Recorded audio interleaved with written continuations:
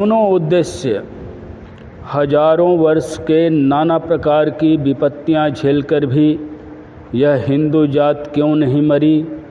यदि हमारी रीत नीति इतनी ही खराब होती तो हम लोग इतने दिनों में धरती से मिट क्यों नहीं गए। विदेशी विजेताओं की चेष्टाओं में क्या कोई कसर थी, तो भी सारे हिंदू मरकर नष्ट क्यों नहीं हो गए। अन्य असभ्य देशों में भी तो ऐसा ही हुआ है। जैसे ऑस्ट्रेलिया, अमेरिका तथा अफ्रीका आदि महाद्वीप जनविहीन हो गए और विदेशी वहाँ जाकर खेतीबाड़ी करने लगे और कह रहे हैं, वैसा ही भारतीय प्रदेश में भी क्यों नहीं हुआ। पहले समझ लो कि भारत में भी बल है, सार है, और यह भी जान लो कि अब भी हमारे पास जगत के सभ्यता भंडार में जोड़ने के लिए कुछ है, इसलिए हम बचे हैं।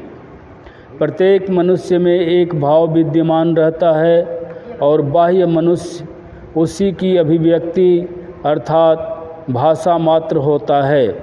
इसी प्रकार प्रत्येक देश का एक राष्ट्रीय भाव होता है।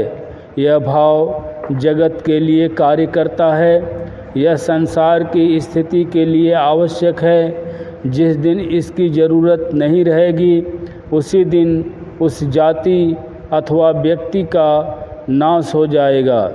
इतने दुख दारिद्र्य में भी बाहर का उत्पात सहकर भी हम भारतवासी बचे हैं।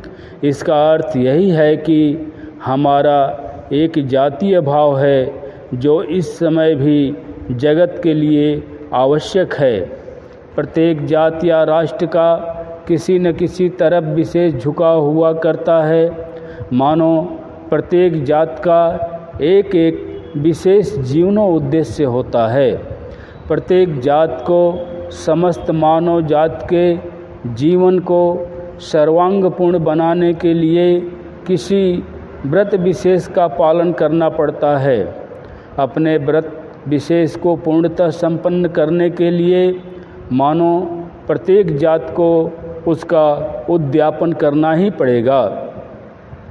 राजनीतिक श्रेष्ठता या सामरिक शक्ति प्राप्त करना किसी काल में हमारी जाति का उद्देश्य जीवनो उद्देश्य न कभी रहा है, न इस समय है, और याद रखो न आगे कभी होगा।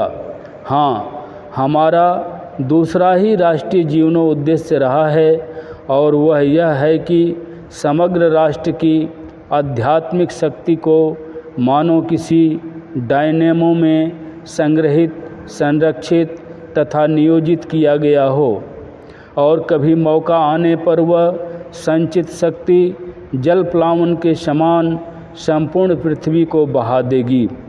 राजदंड टूटते रहे और फेंक दिए जाते रहे हैं। शक्ति का कंदूक एक हाथ से दूसरे हाथ में उछलता रहा है, पर भारत में राज दरबारों तथा राजाओं का प्रभाव सर्वदा थोड़े से लोगों को ही छू सका है। उच्चतम से निम्नतम तक जनता की विशाल राशि अपनी अनिवार्य जीवन धारा का अनुगमन करने के लिए मुक्त रही है और राष्ट्रीय जीवन धारा कभी मंद तथा कभी अर्धचेतन गति से और कभी प्रबल तथा प्रबुद्ध गति से प्रवाहित होती रही है। उन 20 ज्योतिर्मय शताब्दियों की अटूट श्रृंखला के सम्मुख मैं तो विस्मयाकुल खड़ा हूँ, जिनके बीच यत्र तत्र एकाध धूमिल कड़ी है जो अगली कड़ी को और भी अधिक ज्योतिर्मय बना देती है और इनके बीच अपने सहज महिमामय पदपेक्ष के साथ प्रगतिशील है। मेरी यह जन्मभूमि पशु मानव को देव मानव में रूपांतरित करने हेतु अपने गौरवपूर्ण लक्ष्य की सिद्धि के लिए जिसे धरती या आकाश की कोई शक्ति रोक नहीं सकती।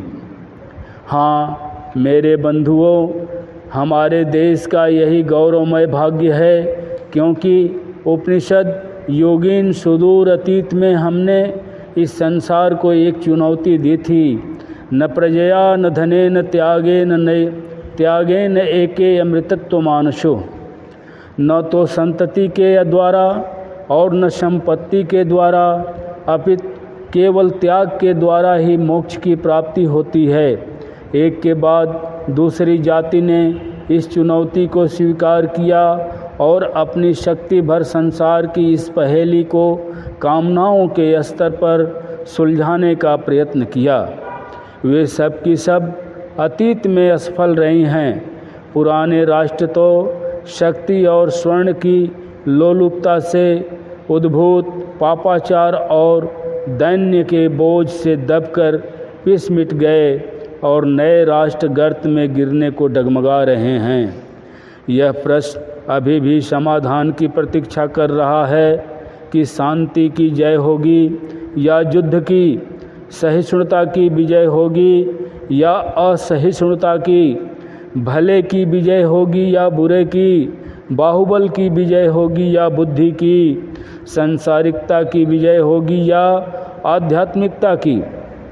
हमने तो युगों पहले अपने लिए इसका हल ढूंढ लिया था और सौभाग्य या दुर्भाग्य के बीच हम अपने उस समाधान पर दृढ़ रहते हुए चिरकाल तक उसी को पकड़े रहने का संकल्प किए हुए हैं। हमारा समाधान है असंसारिकता त्याग। भारत के अस्तित्व का एकमात्र हेतु है मानव जाति का आध्यात्मिकरण। यही उसकी जीवन रचना का प्रतिपाद्य विषय है। यही उसके अनंत संगीत का दायित्व है। यही उसके अस्तित्व का मेरुदंड है और यही उसके जीवन की आधारशिला है। चाहे तातारों का शासन रहा हो या तुर्कों का, चाहे मुगलों ने राज्य किया हो या अंग्रेज़ों ने, अपने इस सुदीर्घ जीवन प्रवाह में भारत कभी अपने इस मार्ग से विचलित नहीं हुआ। संसार एक सर्वांगीण सभ्यता की प्रतीक्षा कर रहा है। शताब्दियों की अवनति, दुख तथा दुर्भाग्य के भंवर में पड़कर भी हिंदू जाति उत्तराधिकार में प्राप्त धर्म रूपी जिन अमूल्य रत्नों को यत्नपूर्वक अपने हृदय से लगाए हुए है, उन्हीं रत्नों की आशा में संसार उसकी ओर आग्रह भरी दृष्टि से निहार रहा है। तुम्हारे पूर्वजों के उन्हीं अपूर्व रत्नों के लिए भारत से बाहर के लोग कितने उत्कंठित हो रहे हैं, यह मैं तुम्हें कैसे समझाऊं। यहाँ हम अनर्गल बकवास किया करते हैं, आपस में झगड़ते रहते हैं, श्रद्धा योग सभी गंभीर विषयों को हंसकर उड़ा देते हैं। यहाँ तक कि इस समय प्रत्येक पवित्र वस्तु को हंसकर उड़ा देने की प्रवृत्ति हमारा एक जातीय दुर्गुण हो गई है। इसी भारत में हमारे पूर्वज जो जीवनदायी अमृत रख गए हैं, उसका एक एक कण पाने के लिए भारत के बाहर के लाखों लोग कितने आग्रह के साथ हाथ फैलाए हुए हैं, यह हमारी समझ में भला कैसे आ सकता है। उसका भविष्य आप लोग अध्यात्म में विश्वास कीजिए या मत कीजिए, यदि आप राष्ट्रीय जीवन को दुरुस्त रखना चाहते हैं तो आपको आध्यात्मिकता की रक्षा के लिए सचेष्ट होना होगा। एक हाथ से धर्म को मजबूती से पकड़े हुए दूसरा हाथ बढ़ाकर अन्य जातियों से जो कुछ सीखना हो सीख लीजिए, परंतु स्मरण रहे कि आप जो कुछ सीखें उससे मूल आदर्श का अनुगामी ही रखना होगा। तभी अपूर्व महिमा से मंडित भावी भारत का निर्माण होगा। मेरा दृढ़ विश्वास है कि शीघ्र ही भारतवर्ष उस श्रेष्ठता का अधिकारी होगा जिस श्रेष्ठता का अधिकारी वह किसी भी काल में नहीं था। प्राचीन ऋषियों की अपेक्षा श्रेष्ठतर ऋषियों का आविर्भाव होगा और आपके पूर्वज अपने वंशधरों की इस अभूतपूर्व उन्नति से बड़े संतुष्ट होंगे। इतना ही नहीं, मैं निश्चित रूप से कहता हूँ कि वे परलोक में अपने अपने स्थान से अपने वंशजों को इस प्रकार महिमान्वित तथा गौरवशाली देखकर गर्व का अनुभव करेंगे। हे भाइयों, हम सभी लोगों को इस समय कठिन परिश्रम करना होगा। अब सोने का समय नहीं है। हमारे कार्यों पर भारत का भविष्य निर्भर है। हमारी भारत माता तैयार होकर प्रतीक्षा कर रही है। वह केवल सो रही है। उसे जगाइए और पहले से भी अधिक गौरव मंडित तथा नवशक्ति से संपन्न करके भक्तिपूर्वक उसे उसके चिरंतन सिंहासन पर विराजमान कराइए। किसी विशाल वृक्ष से एक सुंदर पका हुआ फल पैदा हुआ। फल जमीन पर गिर पड़ा और सड़ने लगा। इस विनाश से जो अंकुर उगा, संभव है वह पहले के वृक्ष से बड़ा हो जाए। अवनति के जिस युग के भीतर से हमें गुजरना पड़ा, वे सभी आवश्यक थे। इसी अवनति के भीतर से भविष्य का भारत आ रहा है। वह अंकुरित हो चुका है। उसके नए पल्लव निकल चुके हैं और उस शक्तिधर विशालकाय वृक्ष का निकलना शुरू हो चुका है। सुदीर्घ रजनी अब समाप्त हुई जान पड़ती है। महादुख का पर्याय अंत ही प्रतीत होता है। महानिद्रा में निमग्न 100 मानव जागृत हो रहे हैं। इतिहास की बात तो दूर रही, जिस सुदूर अतीत के सघन अंधकार का भेद करने में किंवदंतियाँ भी असमर्थ हैं, वहीं से एक आवाज़ हमारे पास आ रही है। ज्ञान, भक्ति और कर्म के अनंत हिमालय स्वरूप हमारी मातृभूमि भारत की हर एक चोटी पर प्रतिध्वनित होकर वह आवाज़ मृदु, दृढ़ परंतु अभ्रांत स्वर में हमारे पास तक आ रही है। जितना समय बीतता है उतनी ही वह और स्पष्ट तथा गंभीर होती जाती है। और देखो, वह निद्रित भारत अब जगने लगा है। मानो हिमालय के प्राणप्रद वायु स्पर्श से मृतदेह के शिथिल प्राय अस्थि मांस तक में प्राण संचार हो रहा है। जड़ता धीरे धीरे दूर हो रही है। जो अंधे हैं वे ही देख नहीं सकते, और जो विकृत बुद्धि हैं वे ही समझ नहीं सकते कि हमारी मातृभूमि अपनी गंभीर निद्रा से अब जाग रही है। अब कोई उसे रोक नहीं सकता। अब वह फिर से सो भी नहीं सकती।